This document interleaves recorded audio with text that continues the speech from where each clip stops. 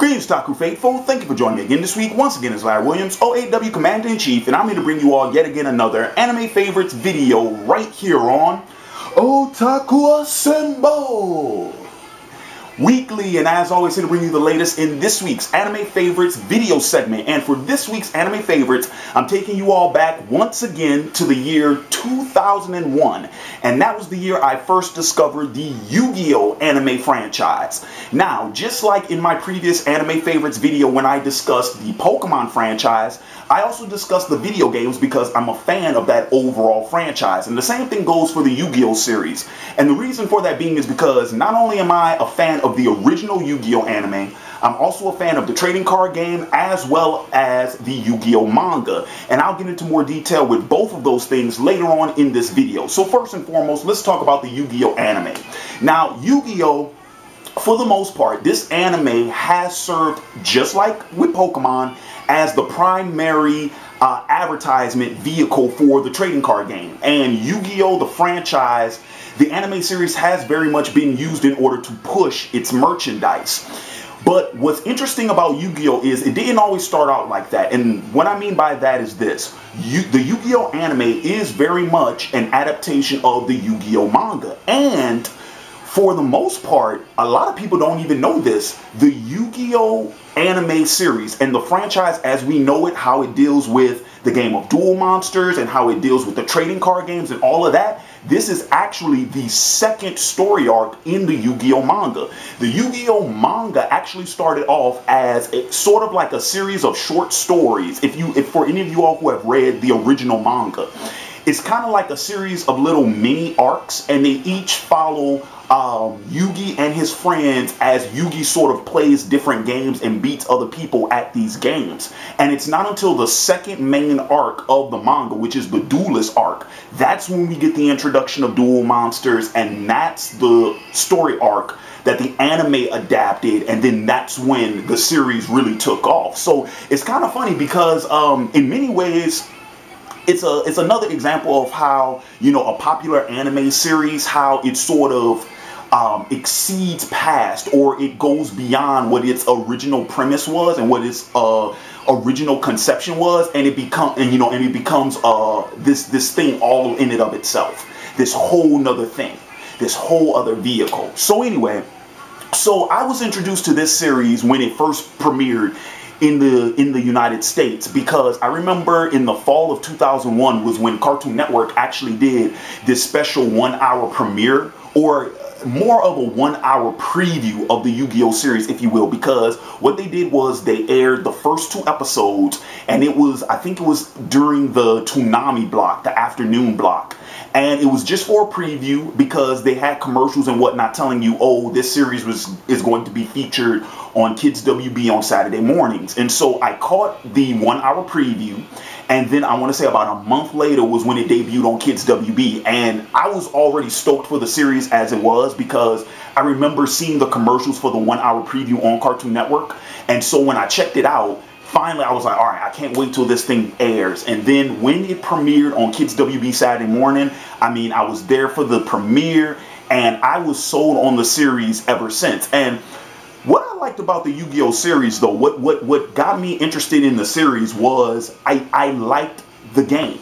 I really did. Like, I liked the game. I had never, at that time, I had never played a trading card game that was so intricate and that had so much like strategy to it, because for the most part, prior to 2001, the only trading card game I had ever really dabbled with was Pokemon. And the Pokemon trading card game, me and my friends didn't really play that like they do in competitive tournaments and things of that nature. We mainly just use those cards to trade with one another, you know. But Yu-Gi-Oh! Was the first trading card game where I was introduced to it, and I was intrigued by the mechanics of it, like how you play the game and like how you can implement certain strategies, this is that and the other. So in many ways you could make the argument that I was actually more intrigued by the game itself than the anime itself. But what got me into the anime, though, is like, okay, so you have this game that, you know, is real intricate, and it has all these complex rules and these strategies and things of that nature, but then the story elements to back it up, like the idea that, oh, in the Yu-Gi-Oh universe, like Duel Monsters is this highly commercial, worldwide phenomenon. You know what I mean? Like everybody is playing this game, but it has a secret past and a secret history. Like, oh, it's based off of this old, you know, game that they used to play in ancient Egypt, and that, you know, it was these sorcerers who would summon these real monsters, and there were some serious stakes. You know, people's souls were on the line, and they had the ability to access the shadow realm, and like how it's pretty much like, oh, it's this mass, you know, sort of merchandise and marketing of what used to be this deadly game played amongst magic wielders. And Yugi and his friends, and then of course anybody who owns a Millennium item,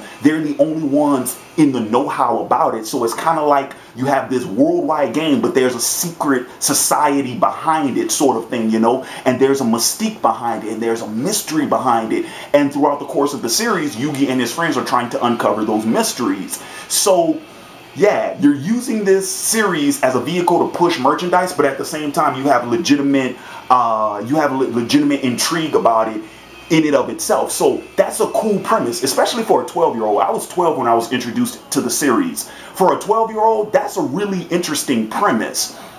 Now, I'm going to go ahead and take this time to mention the other material as well. So not long, like I think the year after I got introduced into the anime, I got introduced to the actual trading card game. And me and my friends in middle school, yeah, man, we would play that so hard because we were all fans of the show. So, you know, we would try to like duplicate strategies that we see from the show and this, that, and the other. And then of course we found out really quick that the rules of the trading card game and the rules of the anime they don't match.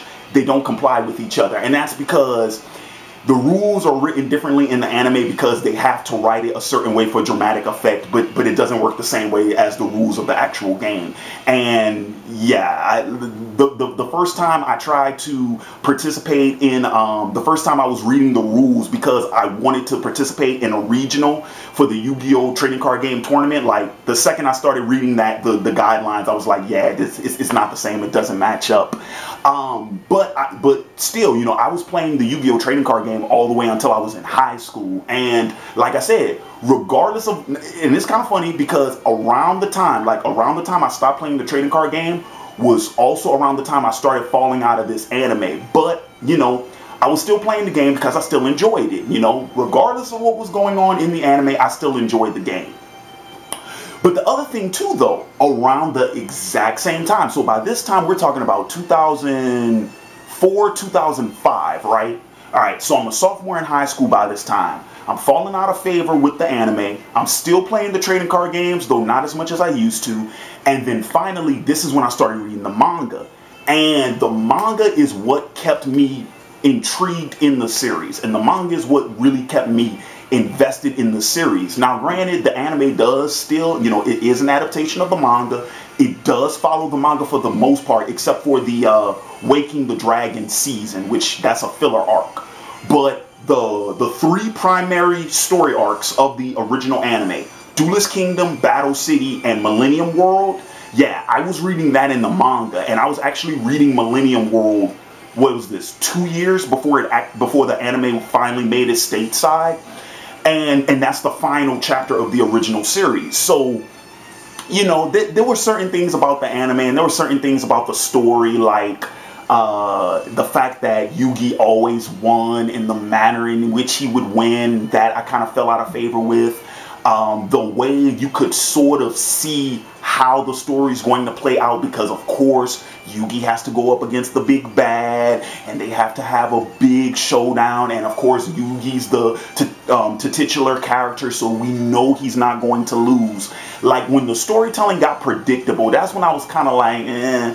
But the manga still kept me interested, especially with Millennium World, because that's the part of the story where we finally go back to Egypt and we finally start learning some of these mysteries and start learning about some of these truths and these secrets, and, you know, every little bit, you know, all of these little subplots and all of these little Easter eggs that's been set up throughout Duelist Kingdom and Battle City, that we're finally starting to see it pay off because the story's getting ready to end.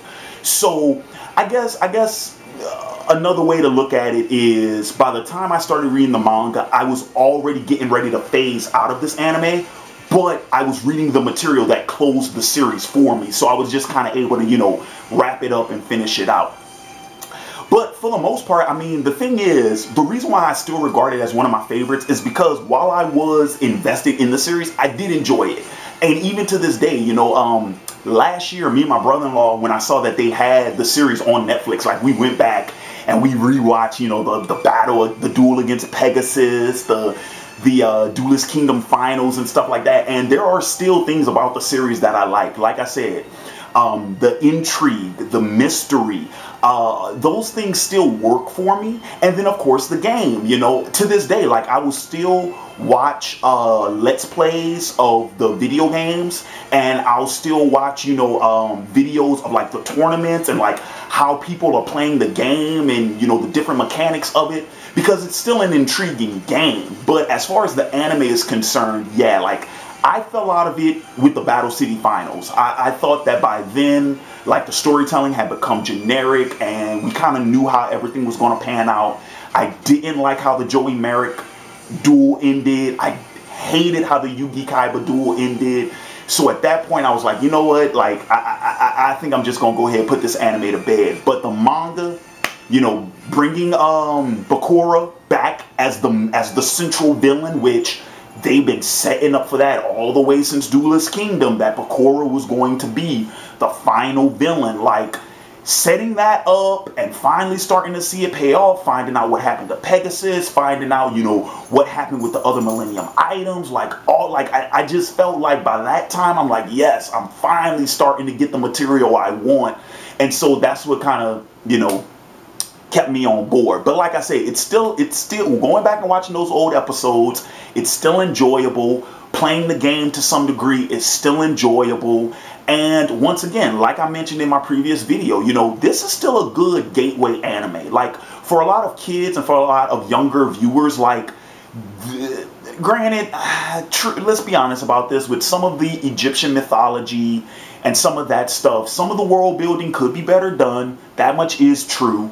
And especially with the American dub, with the English dub of the anime, yeah, some of the voice work could be better. Some of the dialogue could be better. And then with the changes that they made, because I went back and read the Duelist manga, so like, even with some of the changes that they make between the manga and the anime, with Duelist Kingdom and with Battle City and all that, yes, some of that stuff could be done better. Certainly with the manner in which, how, you know, it starts to get a little bit ridiculous when they talk about saving the world with a card game. I know that's one of the biggest jokes about this series. Oh, you're gonna save the world by playing a card game. Yeah, in the manga, it's not stated like that, because remember, each one of these seasons, each one of these story arcs ends with a shadow duel. And that's a completely different thing than just regular, you know, playing the game. You know, that has different stakes, and that has, you know, a different level of danger than just a normal, you know, oh, this is the finals of a tournament or something like that. The anime doesn't really do I don't think it does a good enough job at really getting that message across, but the manga does. And, you know, if you read the manga, it makes more sense why they're doing what they're doing and why the game is so important and this, that, and the other. But like I said, regardless of all of those things that this show has going against it, I think for the most part, though, it's still is really for, if you're a younger person and you've only dabbled with anime, or you're not even that much into it, if you're into games and if you're into series about, you know, strategy and things of that nature. Now, under no circumstances this on the level of like Hikari no Go. No. It's not that deep. It's not that serious or that intricate as Hikari no Go. But it still provides, I think, a lot of things for younger viewers. So that's why Yu-Gi-Oh! Makes it on my anime favorites list. So that's pretty much going to wrap up my thoughts on this series. I want to thank you all for joining me again this week, and please, in the comments below, let me know your thoughts on this series. And I know I gotta have viewers who are also fans of the other series, you know, the spin-offs like Yu-Gi-Oh! GX and 5Ds and Zexo and things of that nature. Never got into any one of those series. I never got into any one of those series. But I'm pretty sure I do have viewers who have. Please feel free to share your thoughts on those series. Let me know what you think about how those series hold up with the original. Compare and contrast them. Let me know if there's something I'm missing about those newer series. Maybe I'm just not, maybe I'm sleeping on them. Who knows? Once again, I want to thank you all for joining me again this week. And also, please feel free to like, share, subscribe to my channel if you enjoyed this video. And if you want to see more of my material, please feel free to subscribe to the OAW YouTube channel. And with that being said, it's been Larry Williams, OAW Commander-in-Chief, signing off. And until next time, peace.